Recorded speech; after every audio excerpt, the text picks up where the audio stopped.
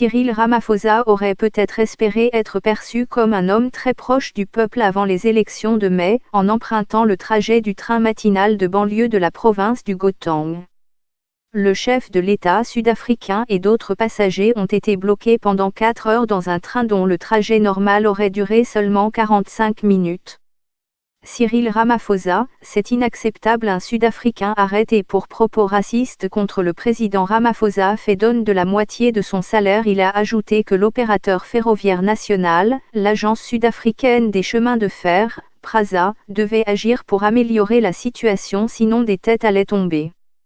Les retards de train provoquent des frustrations quotidiennes pour des millions d'usagers des chemins de fer sud-africains, et certains ont perdu des emplois en raison de l'arrivée tardive au travail, selon Milton Nkosi, un journaliste de la BBC, à Johannesburg.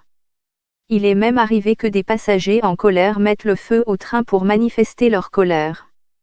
Pour justifier le retard du train que le président a pris dans la province du Gauteng, un porte-parole de la PRASA a expliqué qu'il était causé par l'arrêt d'un autre train dont le conducteur avait été touché par un jet de pierre.